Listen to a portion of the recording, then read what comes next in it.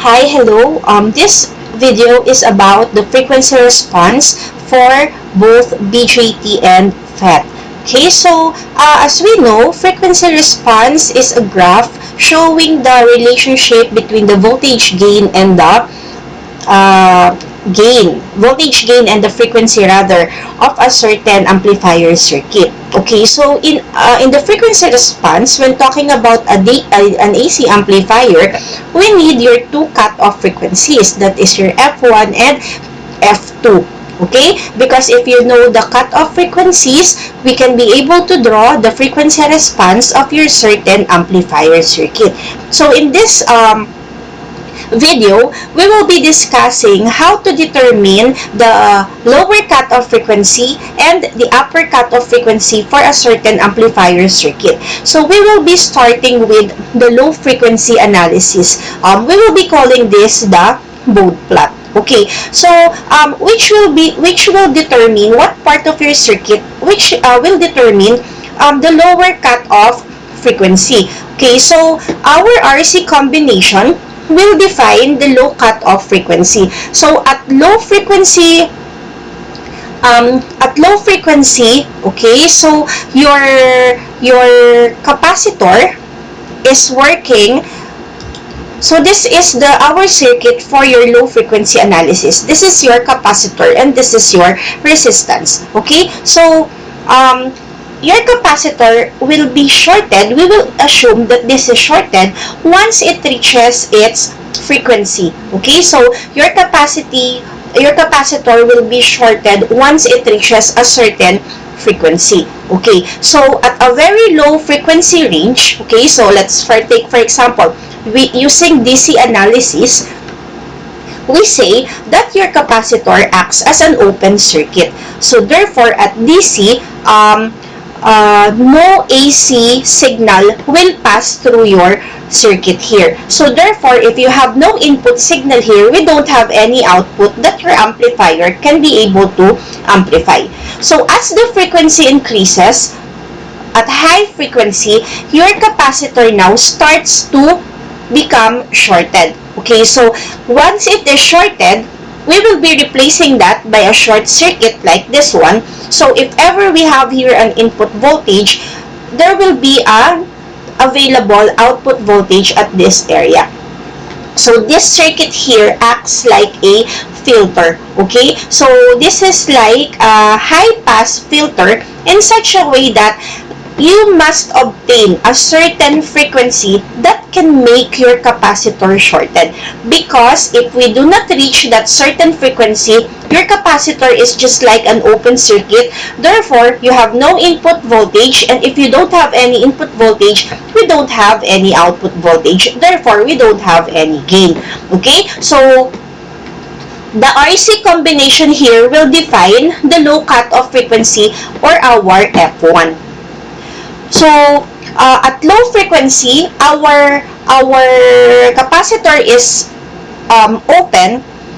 At high frequency, our capacitor is shorted. So between high and low frequency, your gain is equivalent to VO all over VI because there will be a certain value for VI here. Okay, so it varies like this one. So it's like a high pass filter that the gain will be increasing once it reaches a certain cutoff frequency. So where did we get this one? Okay, so our circuit there is like a combination, okay, as a series combination of our resistor and the capacitive impedance of your capacitor, okay, or capacitive reactance of your capacitor rather, just like this one. Since they are in series, okay, so since they are in series, our output voltage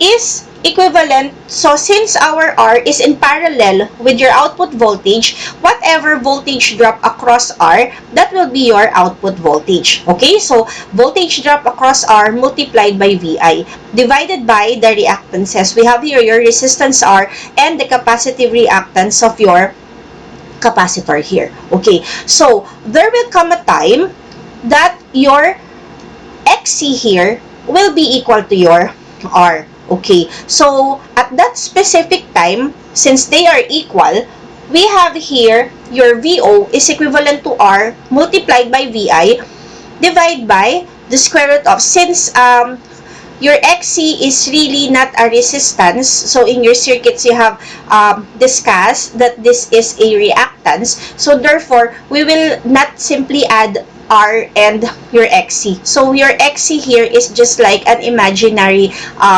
component. Okay, so if you can still remember, you have your XL which is in phase, so we call that JXL, and we have here your XC which is out of phase, so we call that minus JXC. Okay, so how do we add them? We add them as R squared plus XC squared. Okay, so at this specific moment, at this specific instance, your XC is equal to R. So when XC is equivalent to R, that will give us R multiplied by VI, which is equivalent to R squared plus R squared. So that will give you R multiplied by VI divided by 2R squared. Okay, so getting the square root of R squared, that which is R, and cancelling your R here, that will give us your voltage gain is equivalent to VO all over VI, which is 1 all over square root of 2. So, if we get the value of your 1 over square root of 2, that will give you 0.707. So, do you remember what is the significance of this 0.707? So, at the cutoff frequency, your gain is simply equivalent to 0.707 of your mid-band frequency. So, this is where the 0.707 came from. So, that is when your XC is equal to R. Okay, so in your circuit analysis, we call this resonance. Okay, so when your R is equivalent to your XC. Okay, so what is the frequency? Okay, what is the frequency wherein your R will be equal to XC? So XC, if you can still remember, is equivalent to 1 all over 2 pi FC. Okay, so in your circuit, we have your capacitors there. So your capacitors are with the unit of farad. Okay, so if we're going to look at this value, we are going to equate your XC be equal to R, because we said that 0.707 of your AV happens when your XC is equal to R. So, equating them and solving for that specific frequency, okay, so we wanted to solve what frequency is equal to, will make your XC equal to R. So, that specific frequency class is equivalent to 1 all over 2 pi RC. So, this frequency will determine the lower cutoff frequency of our transistor amplifier. Okay.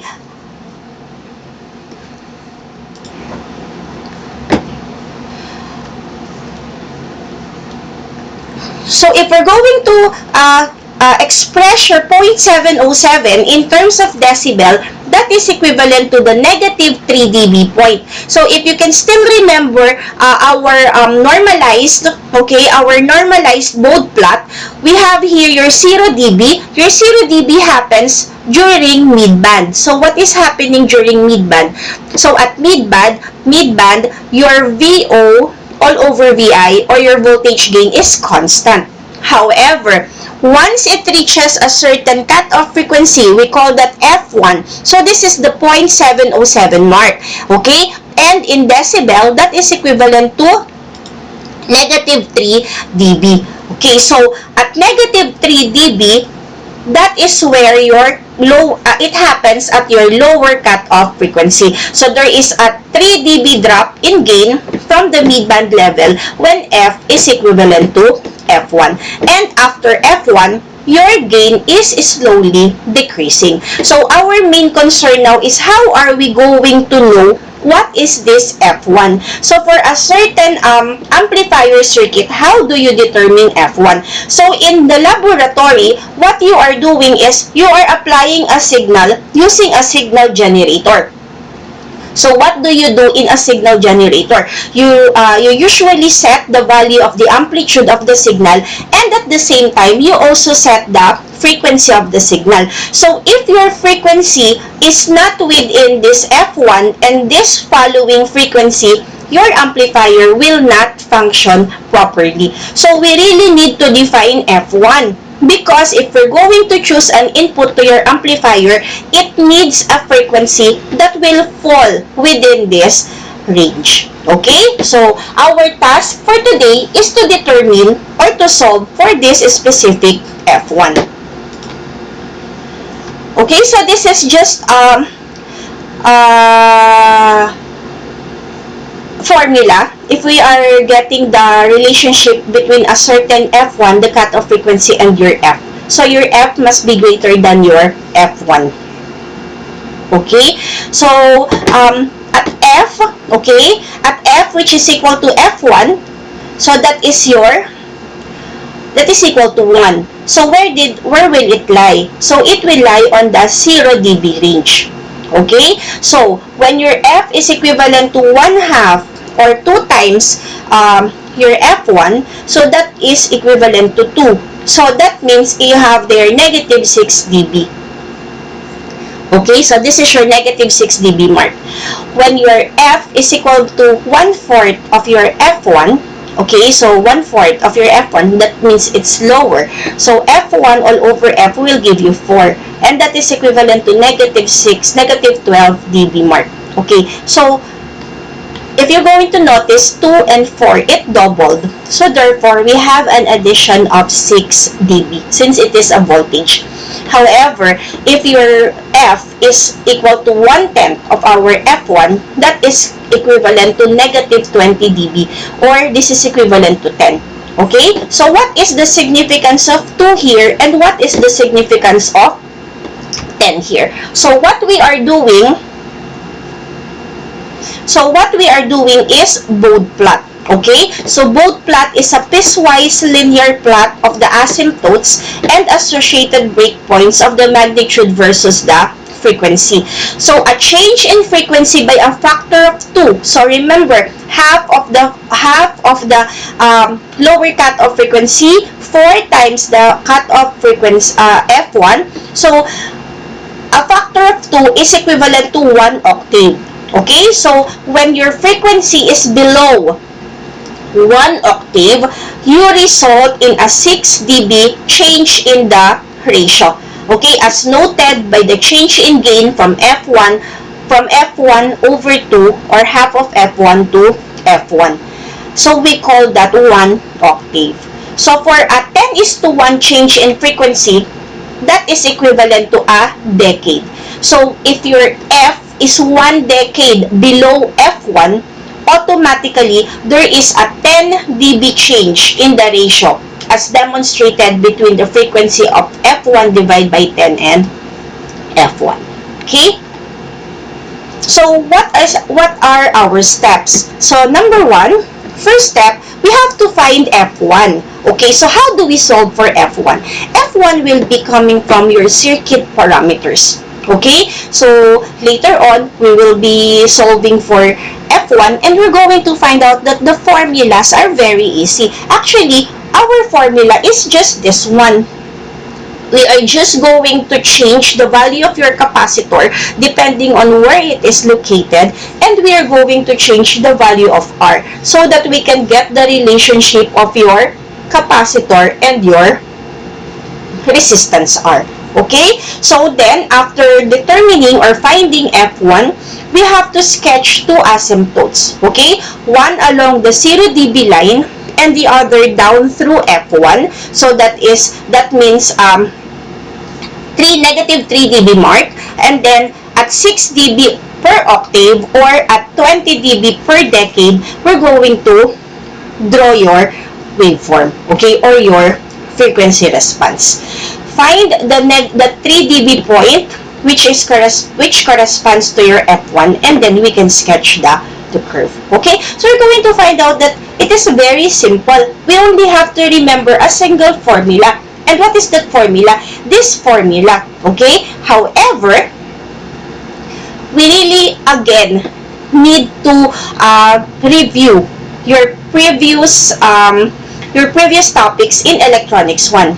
Because our formula for the frequency is very simple, but to arrive at that formula, we will be needing some parameters from your Electronics 1 subject.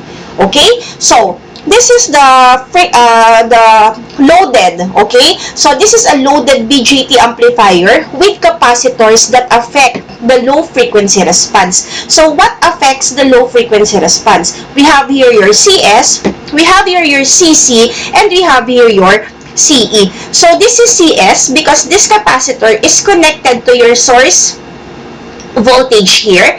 This is CC because it is connected across your collector, and this is CE because it is connected across your emitter. Okay, so what is the implication of these 3 capacitors? If this capacitor is open, imagine this as an open circuit. Even though we have here your input voltage, no input voltage will be transferred to the base. Okay, and therefore, you have no input to the amplifier. If you don't have any input to this amplifier, we don't have an output. So, if you don't have an output, you don't have an input, you don't have a gain. Okay, now, what if this is shorted? Okay, so what if this is shorted, but this is open? So, if this is open, what happens is, although we have an input, there is no connection between the output and your amplifier stage. So, therefore, we have here 0 as your output. So, even though we have an input, we don't have an output. So, we don't have a gain. Okay, now, what if this is shorted, and likewise, this is also shorted, but this is open? Okay, so in Electronics 1, we call this capacitor as your bypass capacitor. So, why bypass capacitor? Because when this capacitor is shorted, it bypass the effect of your RE here. So, in AC analysis, your RE here makes the gain smaller. So, if this is open, there is no capacitor that will bypass the effect of this RE. So, what will happen? We will still have an output here, but your gain is lower. Why? Because we weren't able to bypass your capacitor RE. So, in reality, we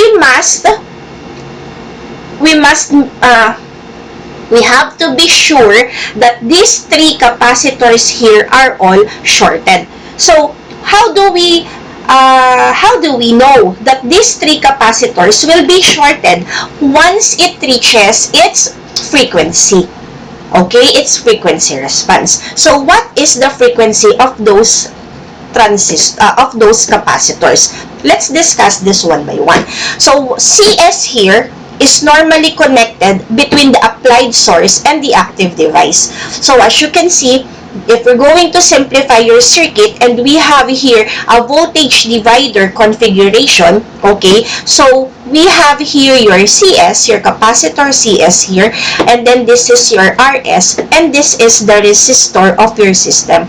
What is the resistance of your system? So that is, since we have a voltage divider configuration, so the approach will be different if you have a fixed bias configuration, if you have an emitter stabilized configuration, or emitter feedback. Why? Because R1 and R2 is only present when we have a voltage divider configuration. Okay, so do not memorize this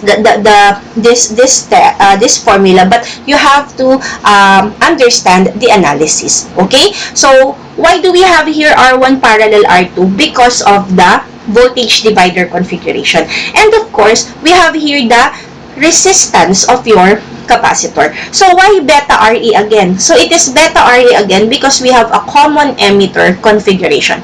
Every time we have a common emitter configuration, that is equivalent to beta RE.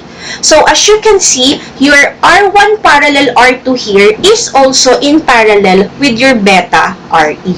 Okay, so what happens? Our FLS, so we call that FLS. L is for the lower cutoff frequency, and S because we are considering your source capacitor here.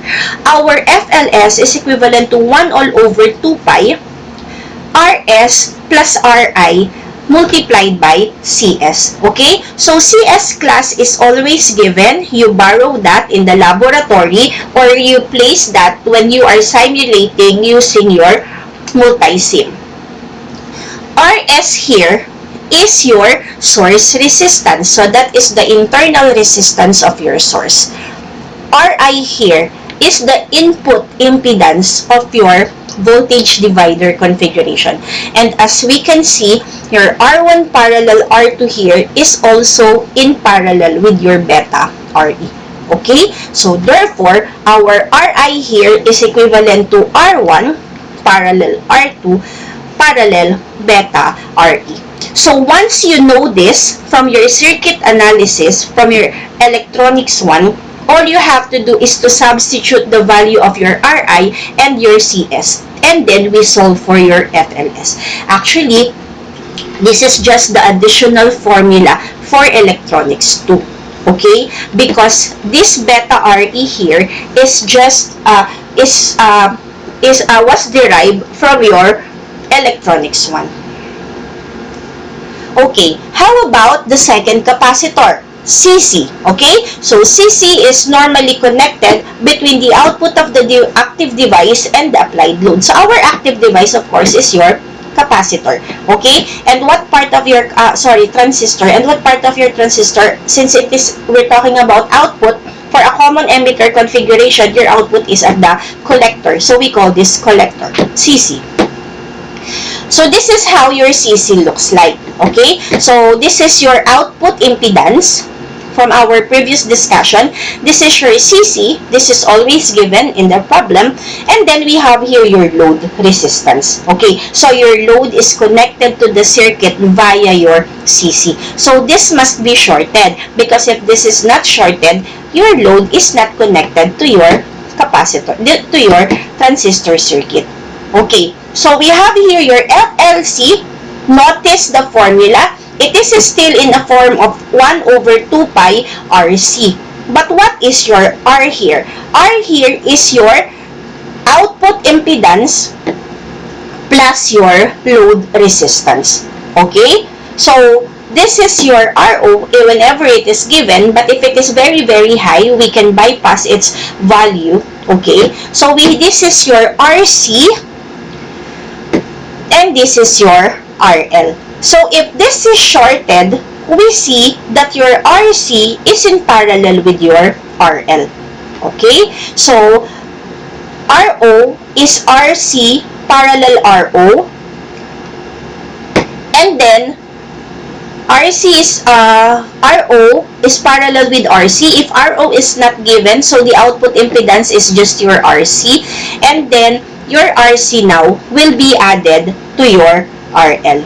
Okay? So, RO plus RL multiplied by CC. Again, our formula is 1 all over 2 pi RC.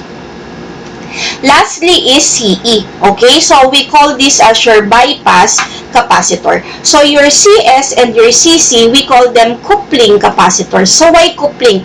Because your CS couples your transistor circuit to our input or our source, while your CC couples your transistor circuit or your amplifier circuit to the output. So, they couple. So, we call they connect. So, we call them coupling capacitors. So, the purpose of your CE is to bypass the effect of your RE at AC condition. So, we call it bypass capacitors. Okay? So, a capacitor. So, we have 2 coupling and 1 bypass capacitor. So, this is how the system looks like. So, this is your CE and this is your RE. So, R, that is the resistance at the emitter region. Since your CE is connected at the emitter region of your amplifier circuit.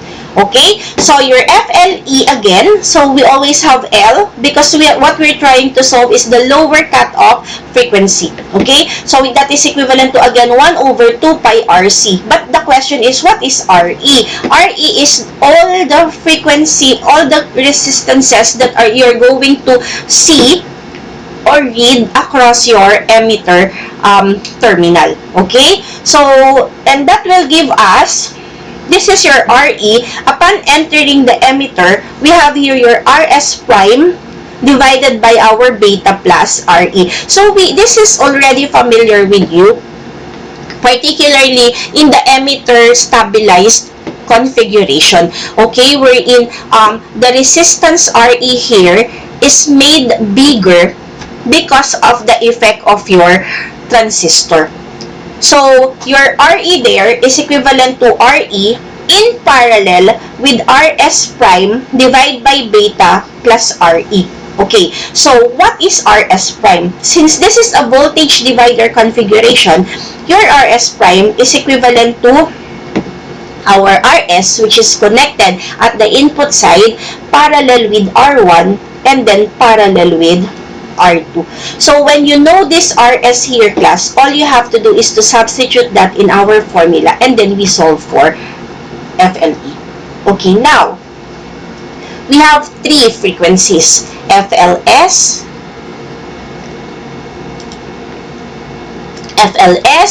FLC, and FLE. Okay, how many FL do we have? We only have one.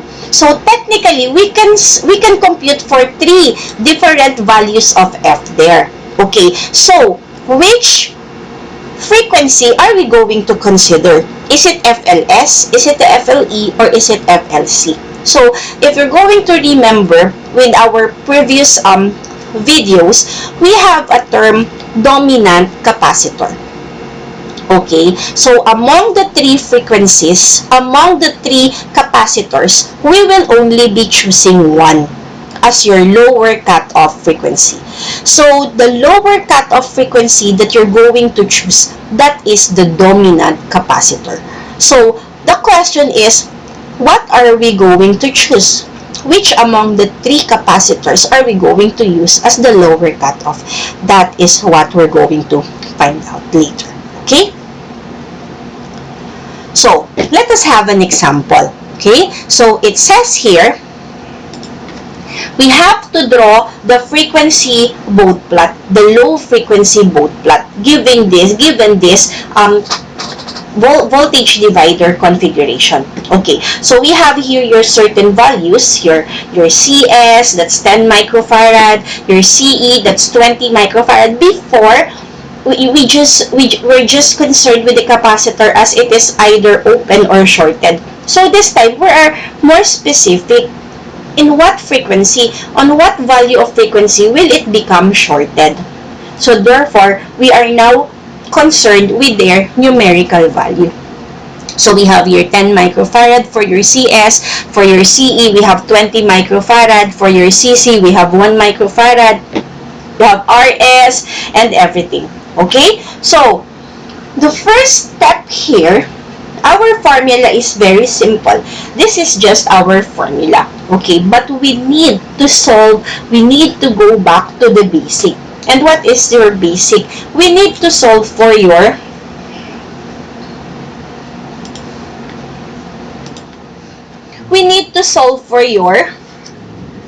RE so that we can solve for beta RE. Okay? But how do we solve for RE? We need to solve for your IE. Why? Because RE is equivalent to 26 millivolts divided by IE. And since this IE here is in capital letter, this means we have to go back to our DC analysis. So although the formula is very simple and the value of the capacitors are already given, okay, but we need to solve for these things so that we can solve for the values of your R. Okay? So, let's do that. So, we need to have a little review. Okay? So, our circuit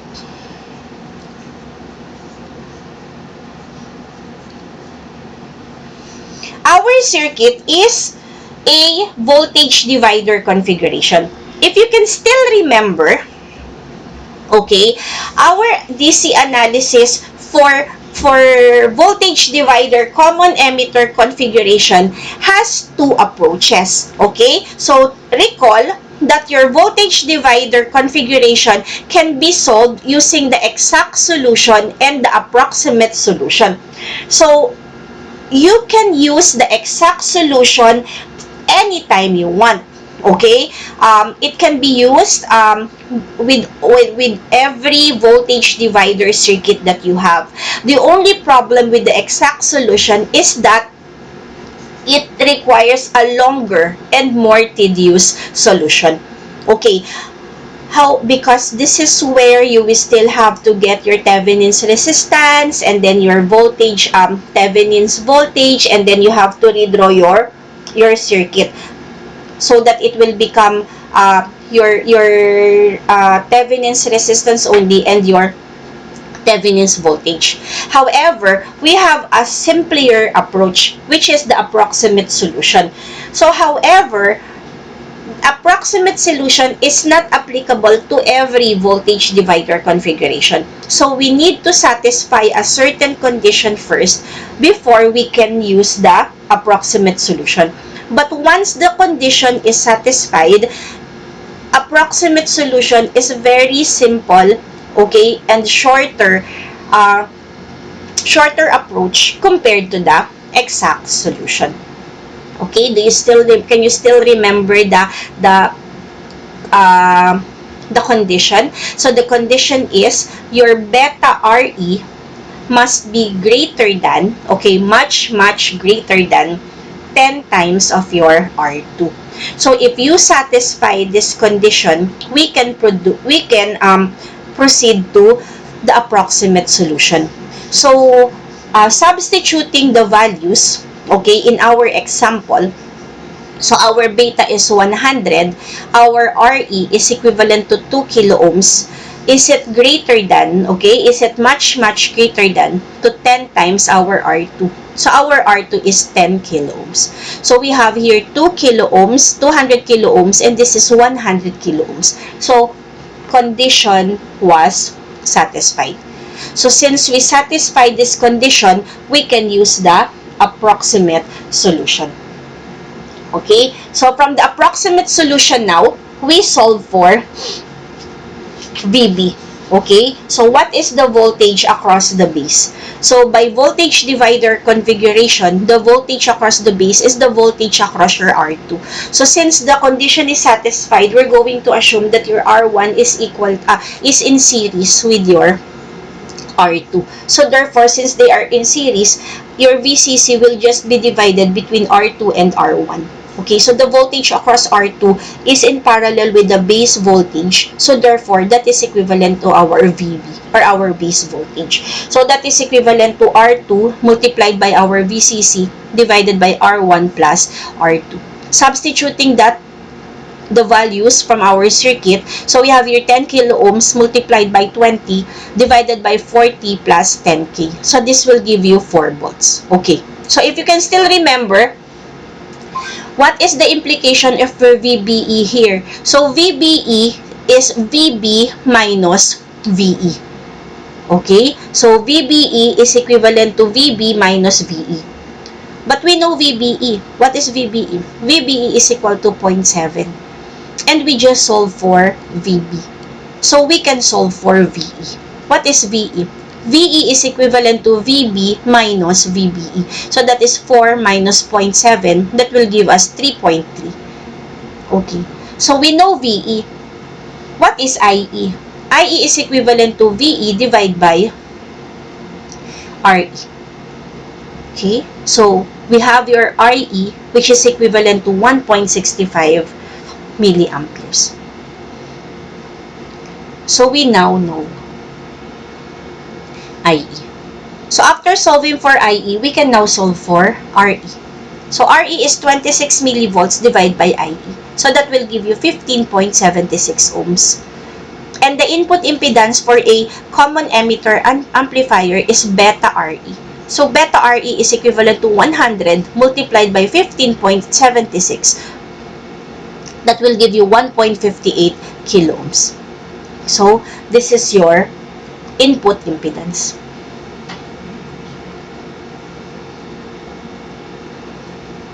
And our output impedance, it is supposedly RO parallel RC. But in our problem, your RO is infinite. So therefore, it is an open circuit. So therefore, your ZO here, or your RO, is just equivalent to your RC, which is equivalent to 4 kilo ohms. So at mid-gained, okay, mid-band gain, so what is your mid-band gain? That is VO all over VI. That is, since it is a loaded voltage gain, so negative RC parallel RL divided by RE. So that will give you negative 90. Okay, so our mid-band gain is negative 90. So we will be using this later. Okay?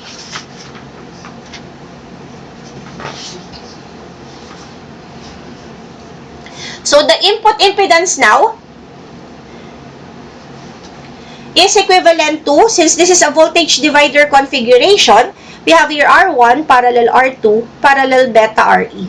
Okay, so R1 parallel R2, that will give you 8 kilo ohms. So 8 kilo ohms parallel your beta RE, that will be our input impedance equivalent to 1.32 kilo ohms. So your AVS, this is the voltage gain when we consider your source, that is equivalent to negative 51.2.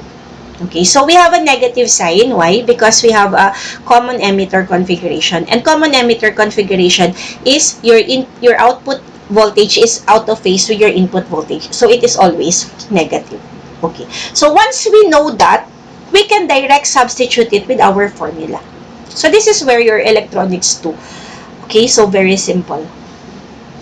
What will be the effect of your CS? So the effect of your CS is 1 all over 2 pi. You have RS plus RI multiplied by CC. So we just solve for RI. Our RI is 1.32 kilo ohms. Our RS is given. So your RS is 1 kilo ohm. And your CS is given. It is 10 microfarad. So substituting that to your formula, we have 6.86 Hz. So what does 6.86 Hz means? That means your CS will be shorted once it reaches 6.86 Hz. Above 6.86 Hz, we are assured that your CS is already shorted. Okay? So what about the effect of CC? So we have here 1 all over 2 pi RO. Our RO is equivalent to what is our RO? Equivalent to RC, which is 4 kilo ohms. And then we have here your load. Our load is equivalent to 2.2 kilo ohms. So we just direct substitute it. Multiplied by our CC, which is 1 microfarad. Now, we have your second frequency here. It is 25.67 Hz. What does that mean? That means your CC will be shorted once it reaches 25.67 Hz. Okay, we have one more. So what's that? Your CE. So how do you solve for CE? Our formula for CE is 1 all over 2 pi RE multiplied by CE. But RE is RE parallel RS prime divide by beta plus RE. RS prime is RS parallel R1 parallel R2. Okay? So, substituting them to the formula, we have your RE equivalent to 25.35 ohms. Okay? So, you just practice, okay? Using your calculator, kindly practice solving for this, okay? So that you know how did we get the value. Okay? So, FLE here, we substitute the value.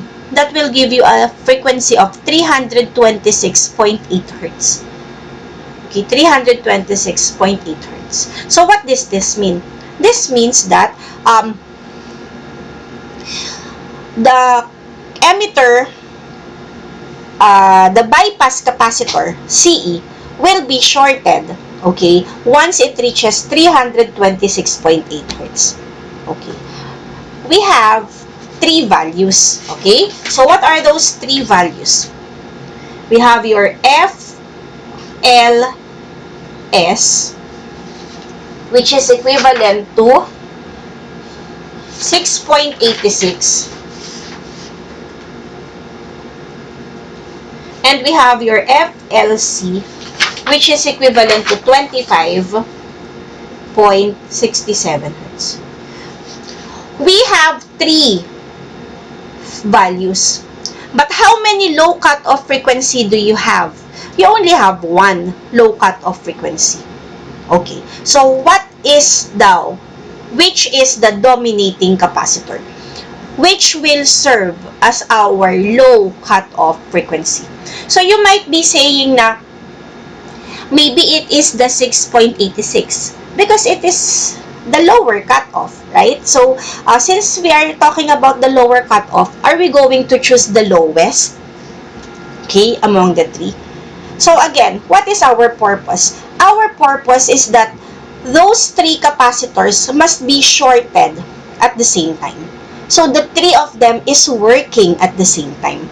So, when we choose FLS, only the source capacitor is shorted. Why? Because your FLC here, your collector capacitor, will only be shorted once it reaches 25.67. So at 6.86, it is still open.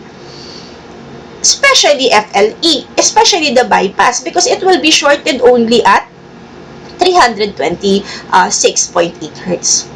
Okay, but if we choose this, we are assured that this is already shorted. Why? Because it is already shorted since 6 Hertz. So above 6 Hertz, it is always shorted.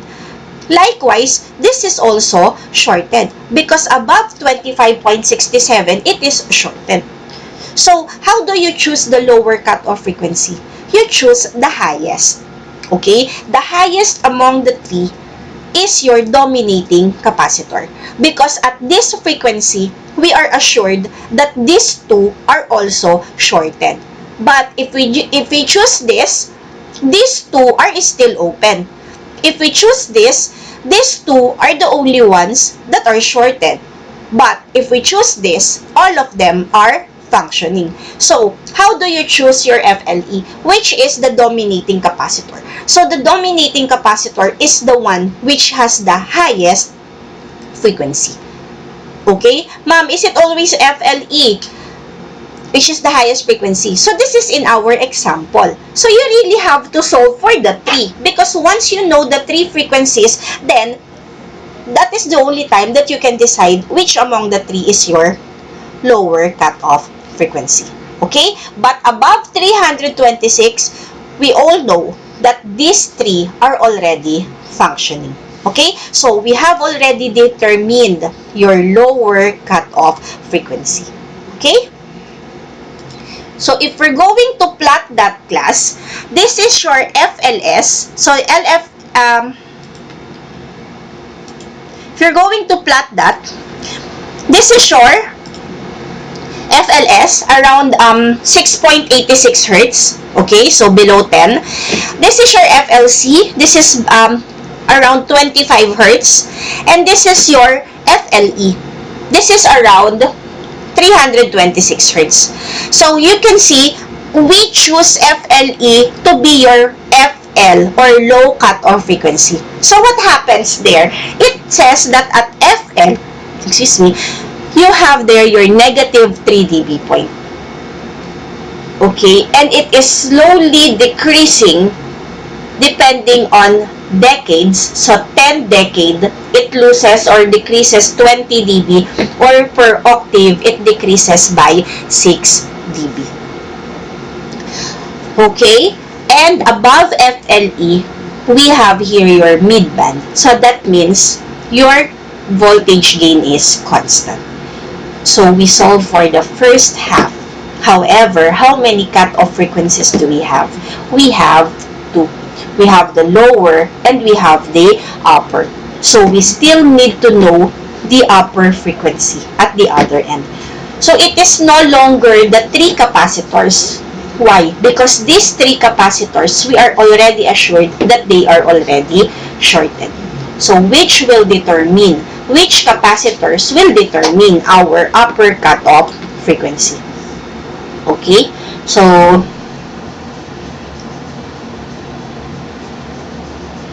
again, these 3, we are assured that they are shorted. Okay? So this is for BJT. The same is true with FET. Okay? So the only thing that we change here, class, is, so this is not a voltage divider configuration for FET. Okay? So this is a self-bias. Okay? So this is a self-bias configuration. So we still have 3 capacitors here. So this is the CG. So it is connected to the gate. The CC, it is connected or connected at the, so CD connected at the output at the drain, and you have your CS here connected at the source. Okay, so your CS here is just the same as your CE because the function of this is to bypass this one.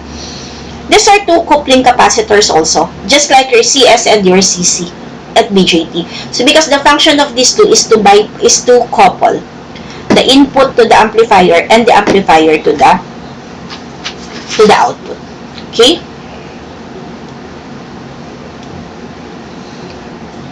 So we have here your formula. So for CG, we have your R signal plus RI. So for common emitter configuration, your RI is equivalent to the gate resistance. Okay? And then, of course, the value of your CG. So for CC, that is your RO, and your RO is RD in parallel with RD. So if RD is not given or it is infinite, it is very, very large. So RO is just equivalent to your RD. And this is our value for your R equivalent. Okay, again, we need to solve for your GM, which is your transconductance. And in solving for your transconductance, we need to go to your DC analysis. Okay, so you need to review the DC analysis for your JFET.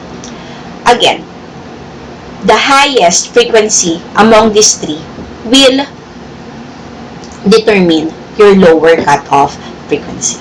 Okay, so we now go to the next part. So the next part is the upper cutoff frequency. So we have here what we call a Miller capacitance. So therefore, it is no longer your CS, your CC, and your CE which will determine the upper cutoff frequency. Okay? So we have here a Miller capacitance. So what do we mean by Miller capacitance? Any PN junction can develop capacitance. Okay?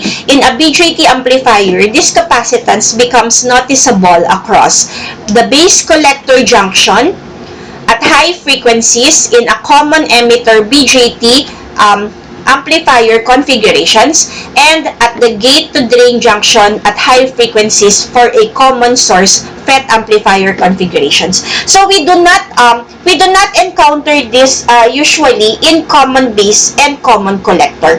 So it is only seen at the common collector, at the common emitter and common source configuration. Okay, so these capacitances are represented as separate input and output capacitance called the Miller capacitances.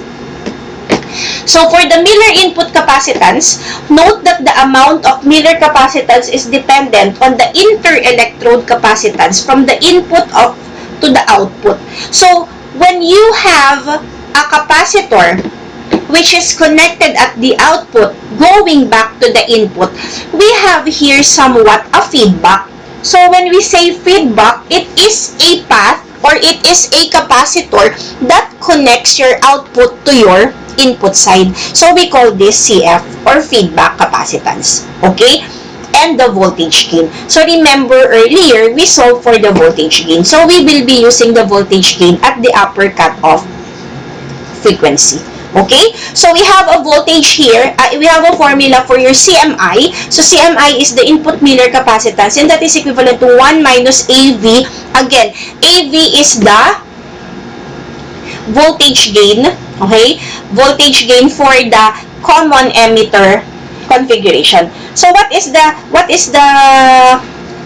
importance of signifying that this is only applicable for common emitter configurations? Because our gain there is negative. So 1 minus negative, this will become 1 plus the voltage gain. So that means however low the value of your CF, it will be amplified by the value of the voltage gain. And that is through Miller input capacitance. Okay? So, at Miller output capacitance, so if the gain AV is considerably greater than 1, then that is equivalent to CMO, which is approximately equal to the feedback capacitance. So, this feedback capacitance is the capacitor connected to the output and the input. So, for common emitter configuration, your input is the base and the output is the collector. So, if we have a capacitor that is connected between the base and the collector, so that will serve as our feedback or our Miller capacitance. Okay? So, class, this is the BJT high frequency response. So, we don't consider these three anymore. So, why don't we consider these three anymore? Because all of them at high frequency, they are already assumed to be shorted. Okay? So, at low frequencies, these capacitors here, so these are not normal capacitors. You do not place them in your multi-sim simulation. You do not place them or you do not borrow them from the laboratory and then you connect them within your breadboard. So as you can see, these capacitors here are what? They are represented by broken lines. So why do we represent this by broken lines? Because they are intercapacitances. So once your transistor was manufactured, was made, there are already these intercapacitances. Okay? And then, we have here the representation of the input wiring capacitances. Your capacitors, your wires, okay? When you connect your wire to a certain terminal and the other part of it to the ground, you form two metal plates, and then when you have a dielectric at the middle, they form a capacitance. So unknowingly, we formed your wiring capacitances. And we have that in your input circuit and your output circuit. So those are your wiring capacitances. So CWI here is represented by your input wiring capacitance and CWO here is represented by your output wiring capacitance. And then these three here, CBE, CBC, so that means it is connected between the collector and the base and emitter, collector and emitter. So these are your junction capacitances or intercapacitances. It is within the specifications of your transistors. Okay? Now, these capacitors here, they are normally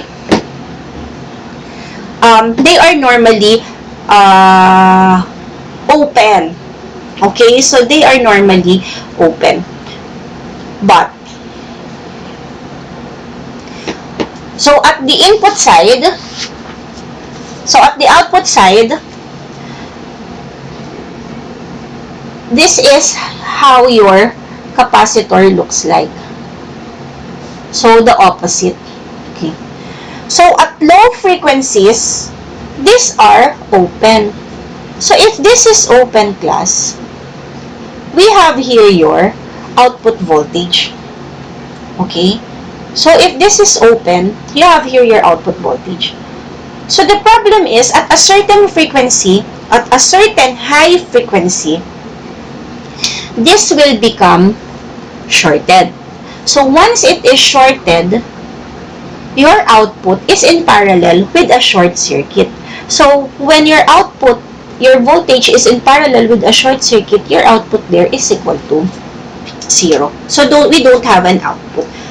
So we need to know how high is that frequency that will make these capacitances shorted. So those are our high frequency range. Okay? So we can choose First is your input frequency, input network FHI. So this is for high frequency range or cutoff. This is for input. So high frequency cutoff. So the formula is the same. Look at the format. You have 1 all over 2R, 2 pi. The Thevenin's resistance of all the input frequencies, resistance rather, multiplied by your input capacitances. So what are your input, what are your RTHI here? So RTHI here, since the position varies, they are no longer in series but rather in parallel. So for low frequencies, we add. For high frequencies, we get the parallel combination. Okay? So we have here RS in parallel with R1, parallel with R2, and parallel with Ri. So what is your Ri here? This is your beta Re. So they are all in parallel. And Ci, all of the capacitances that are seen at the input side of your amplifier circuit. And what are those? Your input wiring capacitances. So usually this is given CBE. Where is CBE? Base and emitter. So base and emitter are both in the input side. And then you have the Miller. So why Miller? Because your CBE here is connected to the output and the input. So we form a feedback. And the Miller capacitance is equivalent to 1 minus AV multiplied by your CBC. So AV here is your loaded voltage gain. So the one that we solved earlier. So we also have your output network frequency or high cutoff frequency or FHO. So FHO is at the output side. Okay? So RTHO is your RC parallel RL parallel RO. So if RO is not given or infinite, so it is just RC parallel RL. So the difference is at the output it is parallel, at the input it is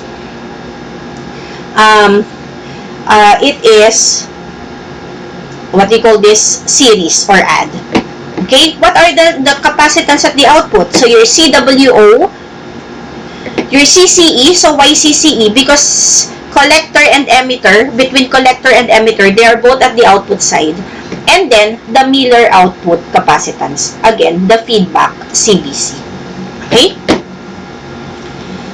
we have another way in getting, so HFE or beta varies with frequency. So it changes not only with temperature, it also changes with respect to frequency. So the FHA parameter or beta of a transistor varies with frequency with the formula F beta is approximately equal to 1 all over. Look, this is still 2 pi RC.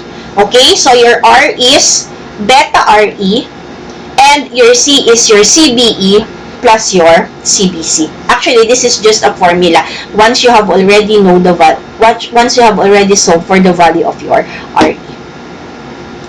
Okay? So, note that okay, so I will be explaining this later.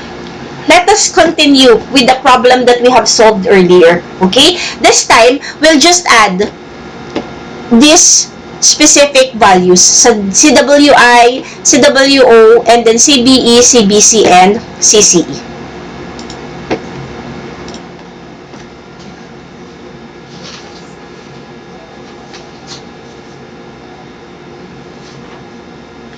Okay, so it is like this. So this is also another example for another formula for the CMO, the output Miller capacitances. However, 1 all over voltage gain. So if we consider voltage gain to be very, very large, okay, so 1 all over a large number will give us approximately equal to 0. So 1 minus approximately equal to 0. So your CMO is approximately equal to your CFE. And then we have another frequency response, which is FT. But this is just equivalent to beta multiplied by your FB.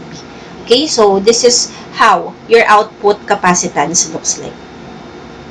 So from our previous example, we see that our Ri is 1.32 and our AV at midband is negative 90. So that is what we solved a while ago. So for the input, from the input network now, we just substitute everything Okay, so we just substitute everything and then we solve for the value of your FHI.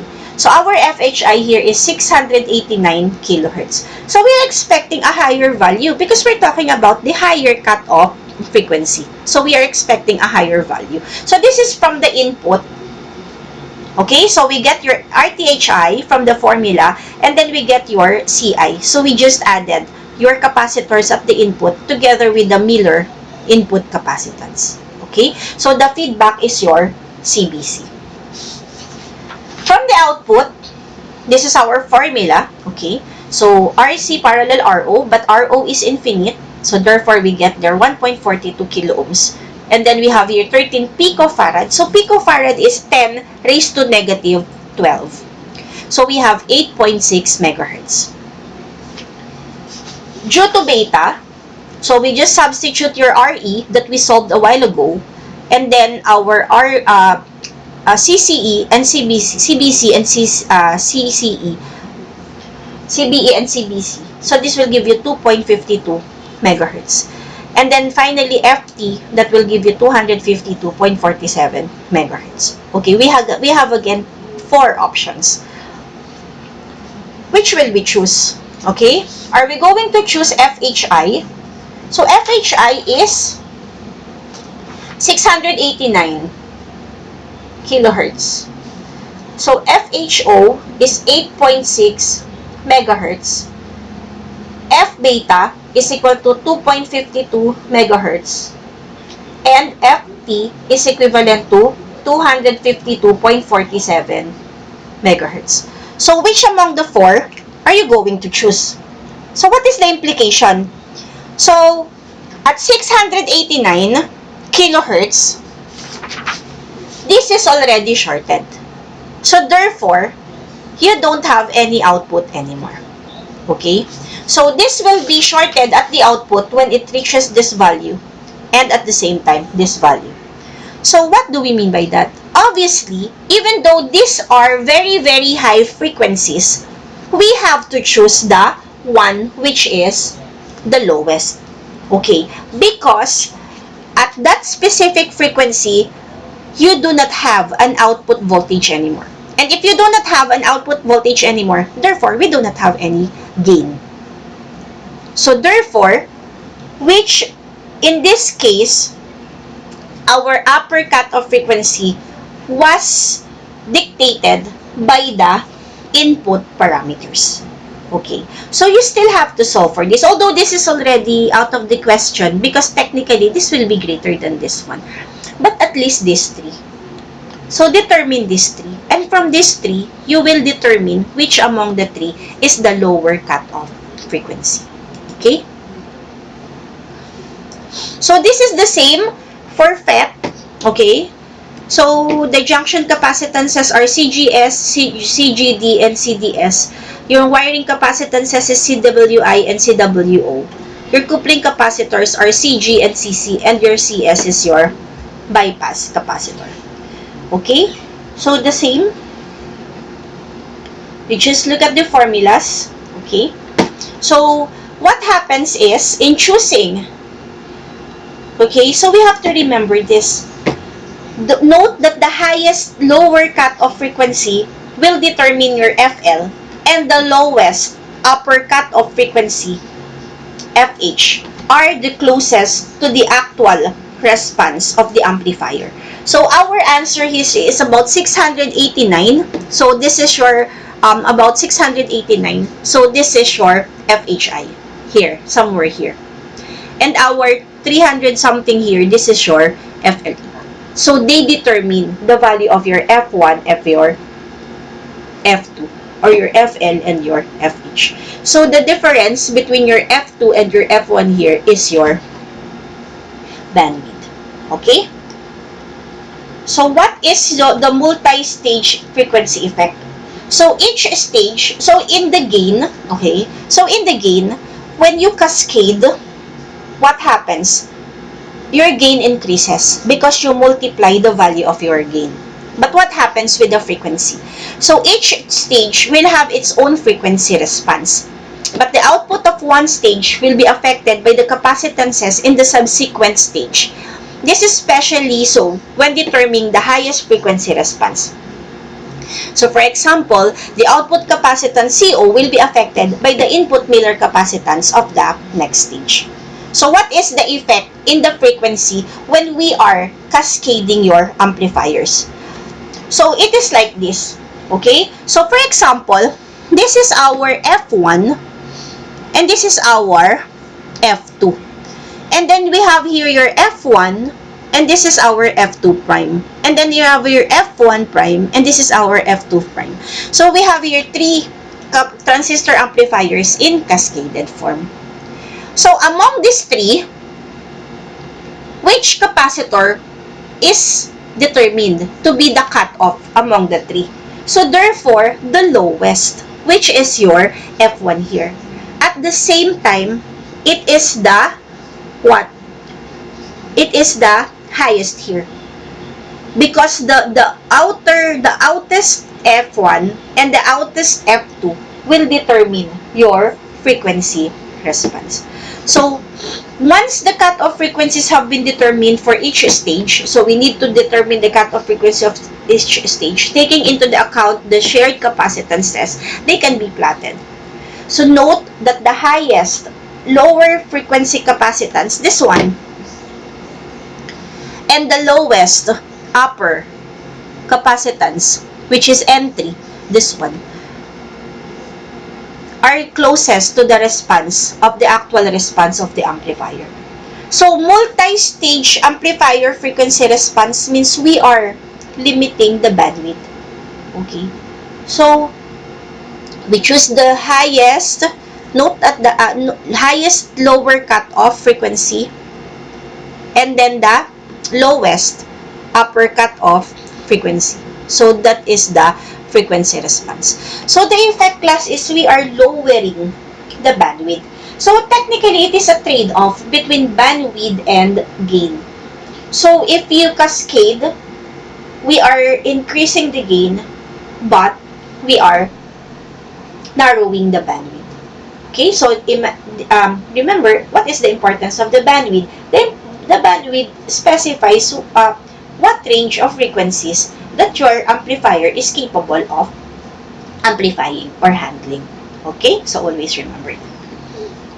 So you have here your second homework. Okay, so homework number 2, given the characteristics of the figure, so it is 1, 2, 3, and 4. So I will be, this have 5 numbers, so I will be providing a drop box for this, okay, so that you can submit this, and at the same time,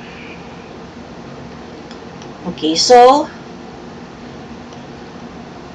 and after this, we'll have your first long quiz. Okay, so the long quiz will be about all of the videos that we have discussed since the beginning of your electronics 2. Okay, so that's it.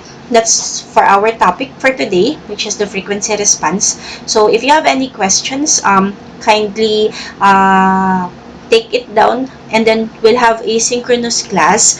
Then you may ask your questions during the synchronous class. Okay, so thank you very much, and thank you very much for watching, and don't forget to like. Okay, bye.